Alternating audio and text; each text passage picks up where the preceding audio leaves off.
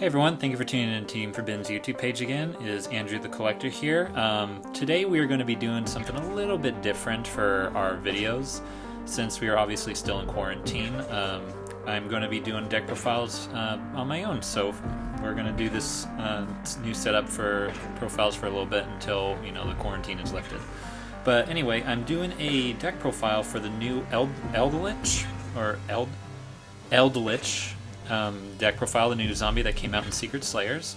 So I apologize in advance. A few of the cards are proxied because I wasn't able to get my hands on a couple of them because they're just so expensive and I'm not really ready to shell out the cash for them. But I'll explain in detail of what you need and what they do and what combos you can use them for. So without further ado, let's get right into it. So the first monster that we have here is the Eldritch, the Golden Lord. Obviously, I only have one. It's like currently $70 to $80 right now.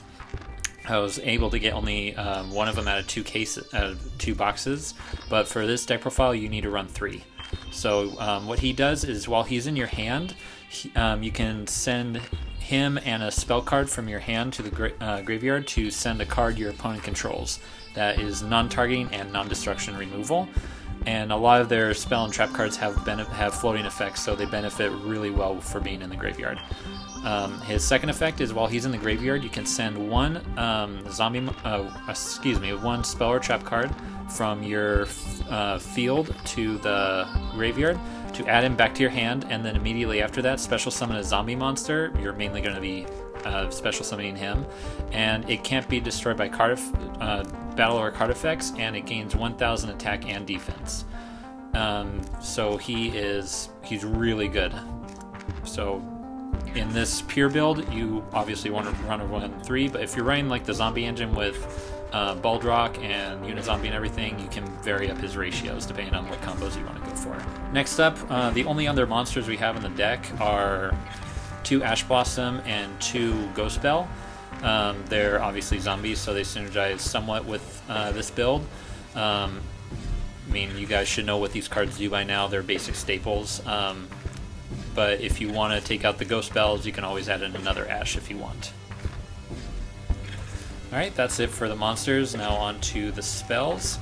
The first ones we have are 3 Pot of Extravagance. We rarely use our extra deck except for Super Poly targets because this is kind of like a control-based deck.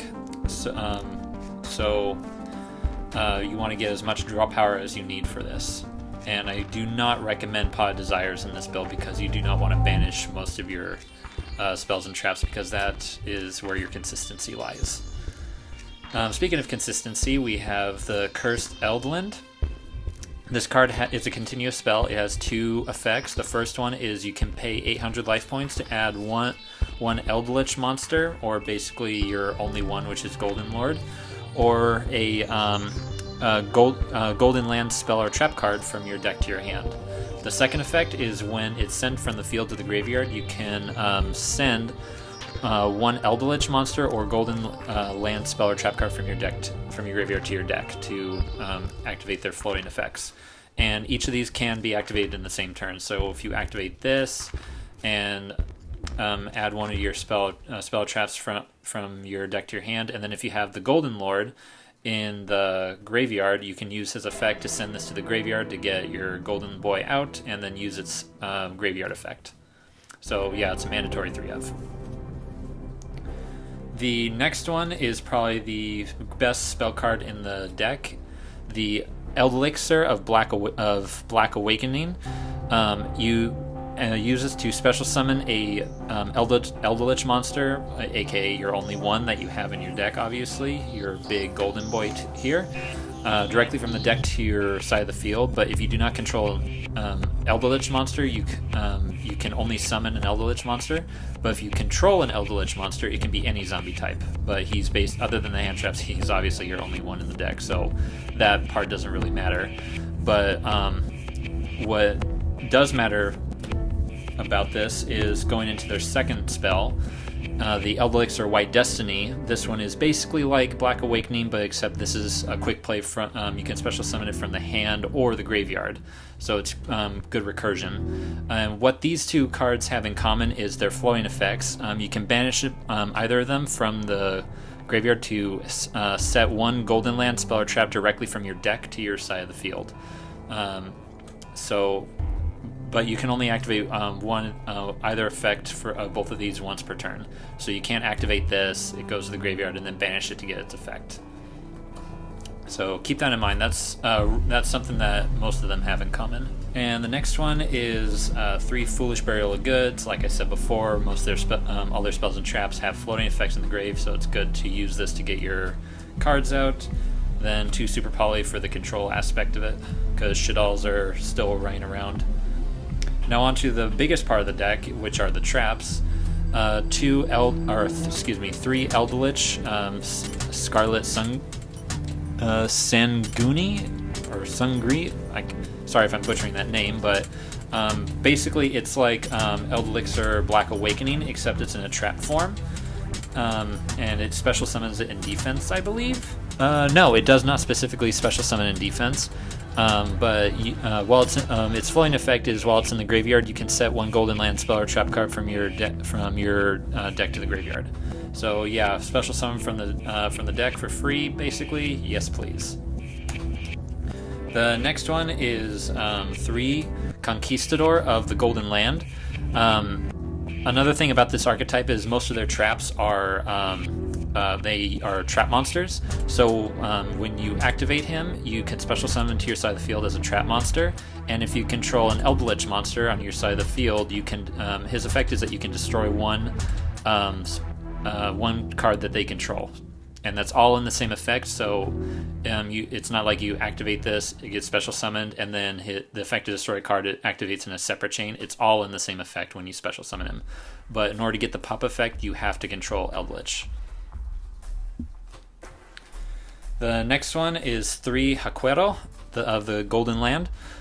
Basically the same effect as Conquistador, special summon it as a trap monster, but if you control an Eldelich monster, you can target 1 card in your opponent's graveyard and banish it. And one thing I forgot to mention about Conquistador is that they also have the floating effects where you can banish them and set a Golden Land spell or trap from your deck to your side of the field. And one of those Golden Lands are Golden Land Forever. It's pretty much the Omni Negate of the deck. You just have to attribute a zombie monster, not specifically your Golden Boy, but it can be any of the trap monsters, as long as it's a zombie type, to negate anything. And it's also a counter trap, which is really good. Then the last Golden Land trap is Guardian of the Golden Land. It's just a one-of. It's fine for defense. When you activate it, you special summon it as a trap monster, and if you control Eldelich, target 1 monster your opponent controls and reduce their attack to 0. And obviously with the floating effect too. Then onto the generic traps, we have 3 Impermanence, because it's Impermanence, Solemn Judgment, and 2 Paleozoic Dinomischus. I think it works really well with this because not only is it good spot removal, but it also sends any of your resources from your hand to the graveyard to get their floating effects in the same turn. And if you activate a trap, you can special summon him as a trap monster too for more resources. The only downside is that he's not a zombie, so it doesn't synergize as well, but it's just a nice extra body to have. And then 1 Imperial Order because it's a kind of a spell-heavy format right now with Shaddolls and Invokes running around. And then for the extra deck, it's basically just Super Poly targets. Make it what you will. You can add in the De Gusto since the Eldelich are level 10s. So yeah, that is it for the deck profile. We're going to be bringing you more deck profiles like this in the near future. I'm currently working on the new Rika deck, so stay tuned for that. And we'll try and get you more deck profiles and content out with you later. Thanks again so much for your patience. Be sure to check out our t-shirt in the description below. Be sure to like, comment, subscribe, and we'll catch you guys later.